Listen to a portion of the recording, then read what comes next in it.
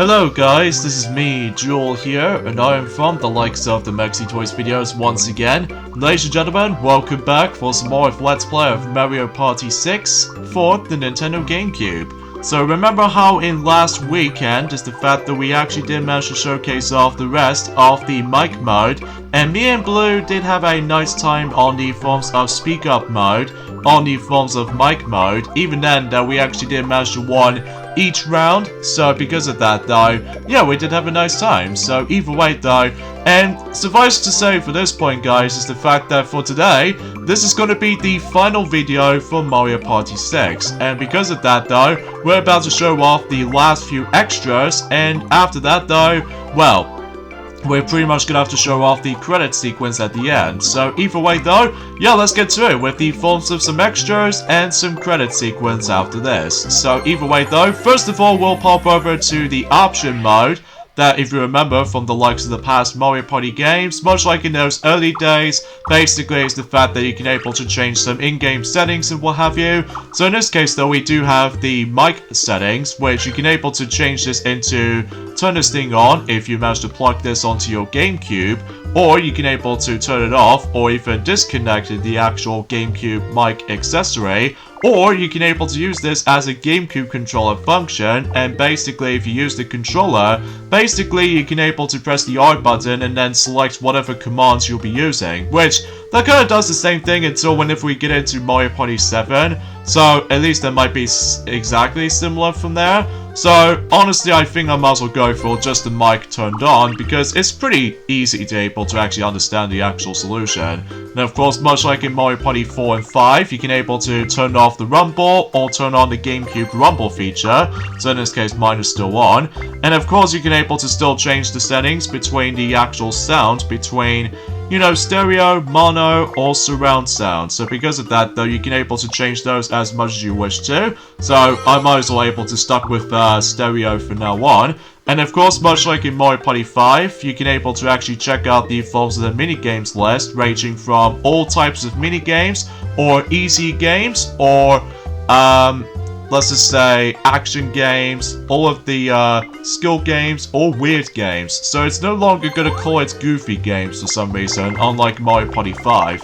But basically, you can able to double check on the list that certain minigames you have collected, or even obtained so far. So in this case though, since I've pretty much gone through every single minigames already, ever since back in a long time ago, and I was really happy that I managed to able to, well, accomplish certain things like this. And of course, you still get yourselves the records right here, so that way you can it actually tells you the forms of, well, let's just say the party mode records, which as you can see on screen, although it doesn't say how many times you played the board, but rather it actually tells us how many characters do actually want the board. So in this case, we played Towering Treetop, I would say 7 times, and I believe we played EGAD's Garage as in 4 times, and I believe Fair Square, we did play this one the most, roughly about 11 times, because, you know, that board is easily one of the best boards in the game in my opinion, because I always manage to replay that board every time. And I think we've played this board, Snowflake Lake, for about 5 times, not much, but at least that's something. Castaway Bay, only played for about 3 times, because obviously that I didn't play that board that much. And also we played this board right here for about also 3 times as well. So because of that though, CPUs does not count as the actual victories and stuff like that. So it's just mainly like human players and all that stuff. So you probably get the gist of it. So, and also the amount of times that you played certain times with certain characters on party mode and stuff. So yeah, that's about that. And also, much like always, you get yourselves the minigame records, which actually checks us the forms of certain records you actually achieved on certain minigames, ranging from Circuit Maximus all the way up to Block Star. So, yeah, that's pretty much how this is going. So, either way though, it's pretty standard stuff for the most part. And, yeah, that's all I can say about this here. So, could have gone for the actual better records between, you know, Snow World and everything. And also we got ourselves the solo mode bonuses, which as you can see, I've almost gotten them all. Mind you, it might be seems pointless now, just because, well, I've pretty much 100% everything, pretty much. So in this case, you do get all sorts of bonuses based off of what conditions you actually accomplished if you manage to complete it solo mode. So, like, for instance, you were able to do this one board without even using a single orb, or depending on what difficulty you select, how much minigames you land on, or how much minigames you do have played, or some cases though is the fact that you weren't able to land on a serious amount of spaces with those minigame spaces, or in some cases you weren't able to get a rare game space. So, and also played the actual board several times. So, I don't feel like trying to able to go for these, honestly, just because, well, if you manage able to accomplish certain bonuses, then you get some additional coins, but I think that's pretty much how I can usually think about it. So, next up we have is the Decathlon Records, which as you can tell, my Let's Play version on this is actually on 3rd place as opposed to 1st place. That's only because, again, that I wasn't really great at this Decathlon. Well, unlike in Mario Party 5, I was pretty good at. Whereas in here, I'm pretty much average at it though, so yeah, I think the worst performance is actually the 4th place one, just because, well, I wasn't exactly know what I was doing. And of course, there's my Let's Play version of this particular run. It's okay. I mean, I could have gone a little bit more better, but we could have expected that we can able to aim for 5,000 or something, but I wasn't exactly great at it though. That's the only solution I can think of. And there's the 2nd place position, which I was usually play as Toad back in the day, when I managed able to have myself my new memory cards back in the day, and I think it's alright as well, even though, mind you, well, let's just say about the fact that the worst performance I did done, it was Note to Self, just because computer players always gets in my way. And that could be for the majority of the time, I think, I'm afraid. So, and of course, that the 1st place goes to Toadette, and it looks like it's gone pretty okay in terms of that particular run-through of this particular Decathlon mode. Even though not the best, mind you, but at least that's something, I suppose. And of course, you can go up to like 10th places or something like that, just like in Mario Party 5, as well as Mario Party 7, and etc, etc. And also, you got yourselves the records from the likes of Endurance Run, and as you can notice, ever since we did the video of it, basically I've only won 31 games so far out of the 100, which that's okay for me, because the only point I actually got screwed up on, it was actually by the forms of, well, let's just say freeze frame, because obviously I wasn't paying attention to the forms of that other stuff worth noting for. So yeah, that's pretty much about it for the new record, or the minigame records. So next up is of course the sound test, which much like the previous games, you can able to listen some background music you're going to be hearing, as well as several sound effects, and even especially noticeable for voice clips here and there as well. However, here's the thing this time around though, is the fact that in order to purchase every single portions of the sound test, is that you're going to have to pay stars in the star bank. So I just want to let you guys know about this, especially noticeable if you really want to hear all kinds of music. Well, basically you have to hear it for the sake of, you know, the star bank. Now here's that music over there, 100 wins in a row. This only activates if you manage to win 100 minigames in Endurance Alley. So because of that though, let's hear that quickly.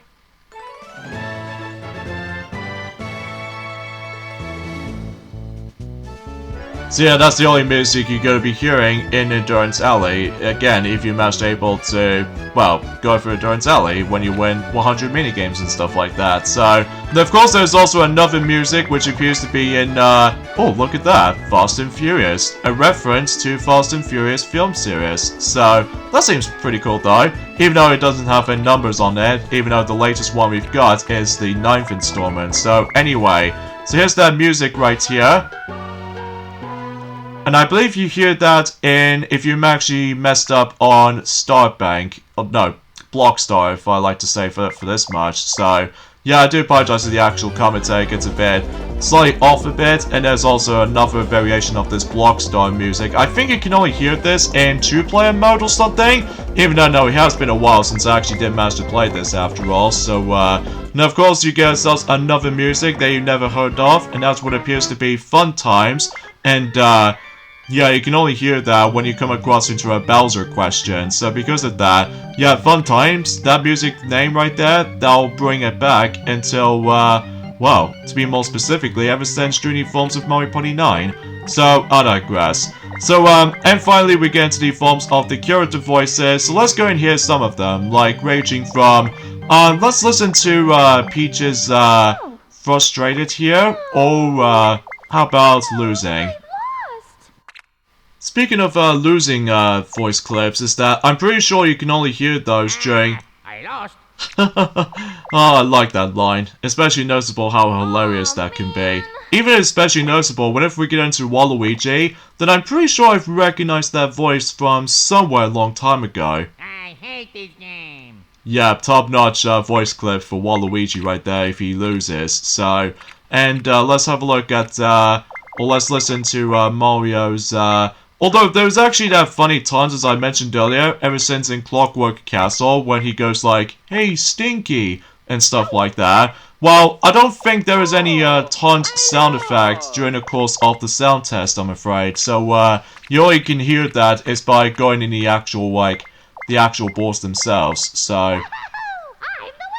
Ah, Toad, you're so awesome indeed. Even especially noticeable, I don't know why that everyone hates him so much. Which, I don't understand why, but... I'm a winner. Such a great voice for Toadette right there. And, yeah, that's how it usually goes, basically, for the character voices. Although, before we, move on to the last option thing, here's the minigame announcers. Go! Here's Go here. Finish! Yeah, Time! New record! and obviously that's a male voice, although in the Japanese version, as I said, it will be a female voice. And lastly, in the option room, you get yourselves the mic test, which basically this allows you to able to test your microphone if it's stable. So because of that, if I press my blue button here, you can able to actually hear me saying like, "Youch!" or "Hello," and all that stuff, which basically that's very similar to my commentary option on my video editing, or in some cases before Mario Party 7 exists, and especially noticeable in Mario Party DS as well, that it does manage to feature a mic test and stuff like that. It's kind of a shame they don't bring that back in Mario Party Island Tour, or Mario Party Star Rush, or even the Top 100, but it knows where it stands. Alright, so the next thing we'll show off is the Star Bank. Now, this is where you're able to get stars as currency, and basically, as I said before, you are able to actually have the ability to buy items such as the Miracle Book, Toadette being a playable character, and to get her, you need to able to pay 30 stars. And this will also apply for brutal difficulty, and even harder difficulties that also requires 30 stars. Clockwork Castle requires 100 stars to buy it, and as far as Magma Flow in the Star Sprint, you have to pay 50 stars, and same applies to Sia Terra Rare minigame, also 50. Endurance Alley, also 50 stars, and 2-player Block Star, I believe also 50 stars as well, although I may be wrong, because it's been such a long while. So, and also you can able to change the actual visual change between the regular normal bus to the mushroom bus, even though I'm pretty much gonna have to stuck with the forms of the mushroom bus from now on, because it looks kind of nice to me though. And then also you got yourself some other items as well, like for instance, that's we actually got ourselves some Miracle Book pages. Now some pages can be summarized as in some pricing amounts will be ranging from, well, I would say 10 stars, 20 stars, 30 stars, or 40 stars. And also you got the sound checklists, and especially noticeable with these tons. Now, as I mentioned this before, unlike in Mario Party, I think it's Mario Party 1, 2, 3, 4, or 5, you get the tons from the get-go. Whilst in here, though, you have to unlock them, and you have to buy them individually. Although, if you manage to purchase Toadette, though, you actually get Toadette's ton from the start, along with it, if you manage to purchase Toadette. And there's also some mic secrets. Now, the mic secrets are pretty useful in some scenarios, assuming if it actually functions well enough for my mic accessory, since I had that for a long time ago. And basically, you can say like all sorts of stuff, ranging from the forms of, well, let's just say that one over there, which in solo mode, try to say the number that you want to hit on a dice block, and basically, if you call out a number, basically, it actually just functioned the actual thing for you. And same applies to the actual certain mic games as well. Like, for instance, if you try to say something on the mic, then you can try to fake out with your friends and all that stuff, which that'll be kind of main-spirited if you try to play this with your friends. But as far as CPUs, there's nothing differences about it. and also several of Mike minigames here and there as well. They're able to have some additional stuff, ranging from verbal assault, and also shoot your mouth off, and even especially noticeable with word heard. They gets like an additional word, they're able to add it in, so that seems pretty cool, even though I might as well show this off briefly, until if we get into the forms of some Mike secrets before we show off the last thing we want to show off. That's what appears to be the Miracle Book itself. And also you got these minigame secrets. Somehow there are only 2 of them, but basically it tells us that it gives you the amount of stars you're about to be getting, and the highest rank you can get up to in lap breadths. The highest one is obviously 16, so, and finally the credits roll, and to get that you have to pay 100 stars, and that's all there is to say, so yeah. So yeah, as I said before, is the fact that we'll show off the Miracle Book for last, because first of all, let's go ahead and get started with the Mike secrets. So if I say, fly guys in the main menu, like, if I was trying to say that correctly, fly guys. Fly guys. Come on, fly guys. Oh, I can definitely hear it from here. So yeah, basically, these fly guys are about to propelling for the actual main menu right there, which is kind of nice, I suppose, but it's still really just for the actual main gimmick itself. So yeah, that's the forms of one of those Mike secrets you come across into.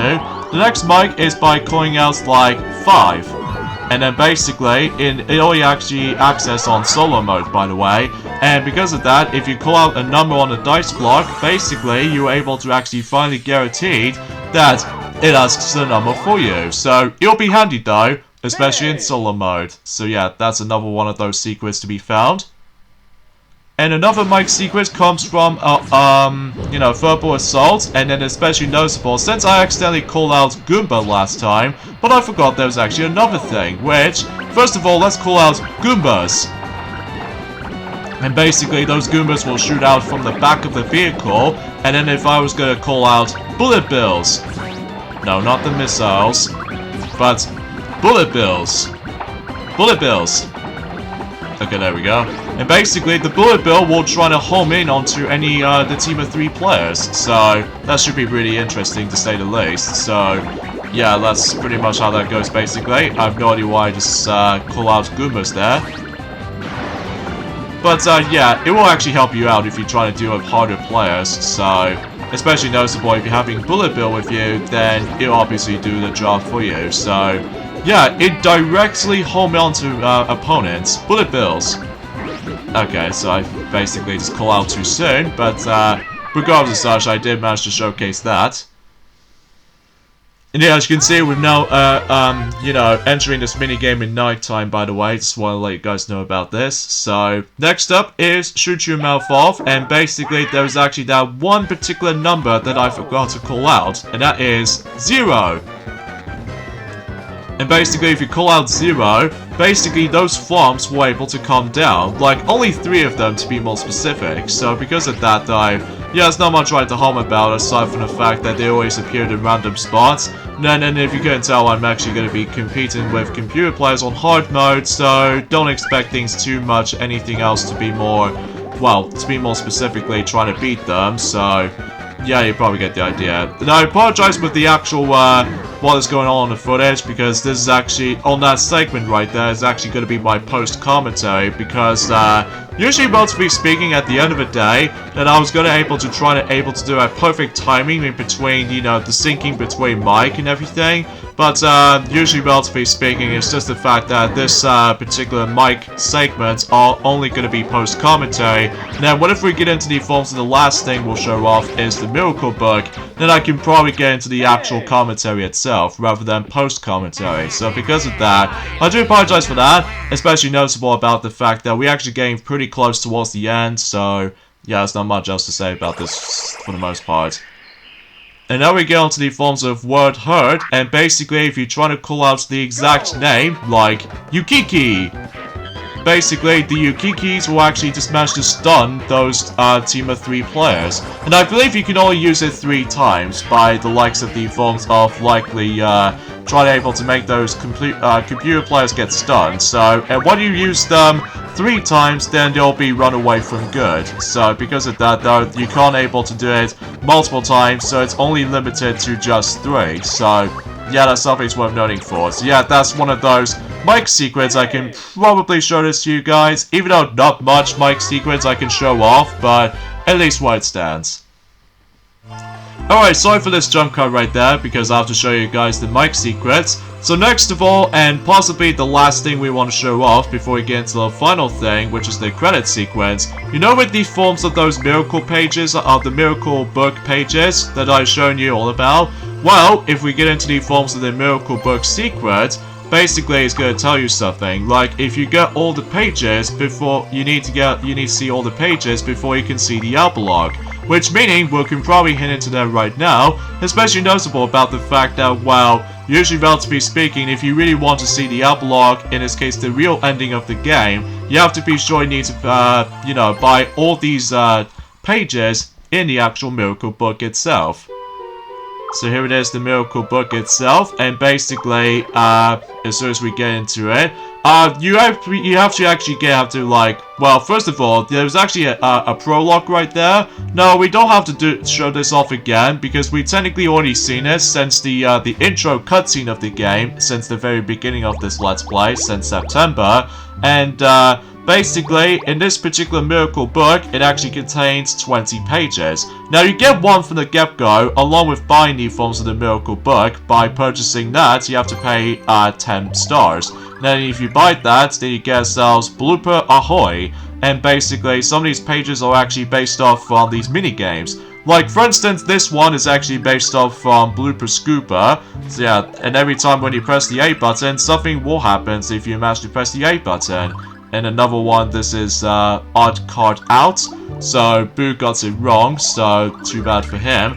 This one is Circuit Maximus, where Luigi got zapped by the amps, so that might be seems unfortunate for Luigi right there. And this is Mullet, specifically the nighttime version, and it looks like both Wario and Waluigi pop out of those pipes. So, while Toad was actually surprised, so... And this one is Trapeze Artist, as you saw. And it looks like Toadette is actually on Waluigi's cage, while meanwhile for Wario got the Golden Goomba. And this one is Golden Grab. And if, well, there's Waluigi pop out of the forms of Peaches and Mini Bowser's Carrot Hole. And this is Pokey Punch Out. And basically, I do really like the actual, the pop-up book elements to it, because it does have some different variety to them. Oh, looks like the robot has been ruined. And this is obviously from the likes of Bodybuilder, and this one is Throw Me a Bone. It does look cool, like all the groups of chain chomps going after a singular bone, while Mini Bowser takes a ride on one of them. And this is Freeze Frame. And oh look, there's Luigi on the left. While Mario is taking a picture with Princess Peach, of course, the most beloved princess of his. And of course we have Banana Shake, and Luigi just managed to get smacked by a whole bunch of hammers, and then Peach managed to get all kinds of bananas. This is Snow Brawl. I like the look of that, especially noticeable how the fact that the other three was actually doing really good, while they managed to run away when they, you know what I mean. Treasure Trollers? Jeez, I feel very bad for Luigi, managed to get unlucky moments like this, you know? And this is Dust Till Dawn, and it looks like, oh, there's Donkey Kong got out of the dust. And as you can see on this television, it did show us Princess Peach's castle, which is pretty nice, all things considered. And also we have Smash Dance. Nothing special about this one, it's just basically, it just managed to grab house and then something interesting happens. Something's amiss. And Mario got the gemstone, while meanwhile for Princess Peach, she accidentally got the bomb out of it. Dizzy Rotatress, I think that's what the minigame is called, and it looks like Mario got burned, and Wario and Luigi got banged into each other. Strawberry Short Fuse, and Toadette, she's the only one managed to got the cake, and then the others managed able to hide themselves in certain furnitures and such. Catch You Letter. And Shy Guy just managed to trip over, and then Peach got scattered with those mails and such. And the final page we have is Motown, where basically, well, everything will be expected, and Mario is singing along to it, which is always nice. And Again, if you manage to get all 20 pages of the Miracle Book, you will soon to unlock the actual epilogue, as what one of those secrets has been mentioned. So, in this case, since we actually got all of the pages, and we've seen all of the pages, then we can able to actually see the actual epilogue. So we'll just watch that. And basically, what this involves is that once the actual star bank is filled up, basically Brighton and Twyla will able to actually come in, and then basically they'll just able to actually just to set those stars free, and then basically just see all kinds of stars scattered around during the night and all that stuff. So yeah, that does look, you know, pretty nice, all things considered. So yeah, that definitely sounds about right. I don't know if I can able to actually read any kinds of dialogue, I'm afraid, just because usually, relatively speaking, it's just the fact that, well, you know what I'm saying. So there goes the actual star bank, and, well, they're trying to get all the stars out on that particular container. Completely filled to the brim with this amazing musical piece right there.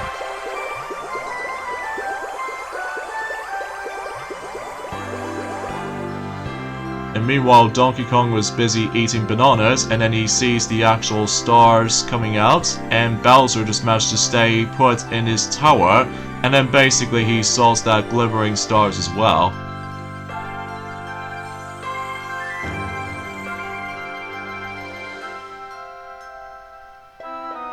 And the rest of the Mario Party crew are cheering on. I've no idea what Toadette has actually been absent on the scene. Maybe it's because, well, until eventually until Mario Party 7, that she will get involved in the actual cinematic scenes and stuff like that. But that's besides the point.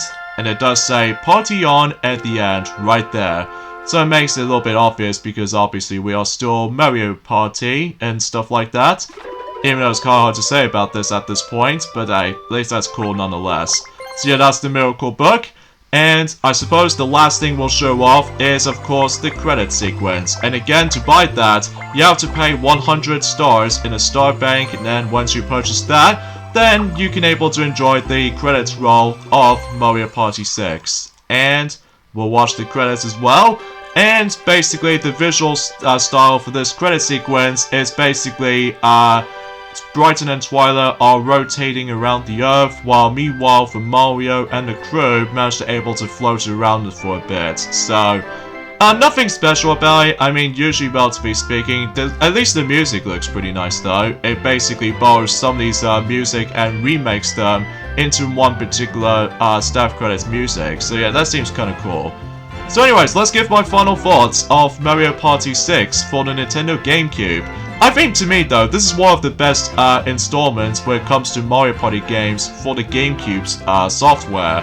Well, mind you, because of how the fact that, well, first of all, gameplay pretty solid as to be expected with any other old school Mario Party fans. And also, the story, well, nothing special, but at least it's like, harmless, to say the least. And also the visuals, well, they look really, really dang good, even for the Nintendo GameCube title. This game looks breathtaking to look at. Even though the actual character models has been exactly the same as in the 4th game and the 5th game, but apart from that stuff though, the actual presentation looks pretty much a step up from the likes of Mario Party 5 to me though.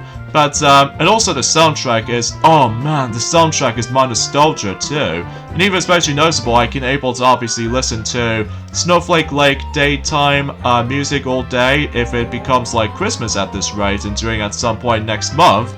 And, aside from that, controls perfection as always, especially with the GameCube controller.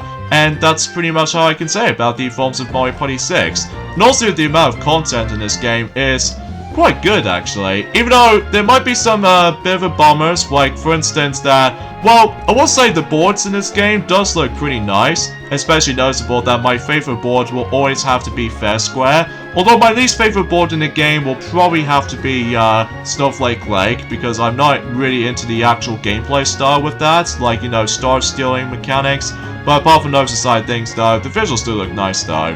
And minigames wise, they look pretty good for the actual selections, although there might be still some bombers here and there. Most notably, I'm looking at you, Strawberry Short Fuse, Trick or Treat, or Pitfall, just because that particular Pitfall minigame is the exact same minigame as the worst minigame in Mario Party 5, Get a Rope. Because seriously, whoever thought that minigame was such a good idea?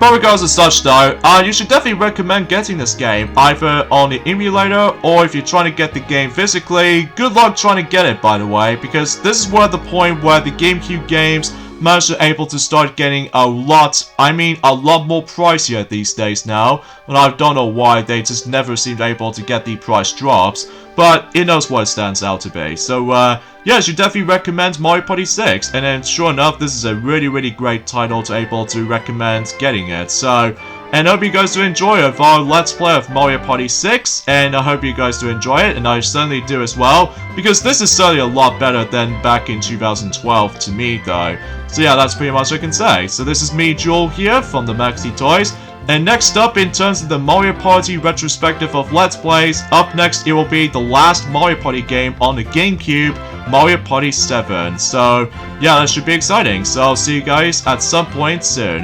Bye.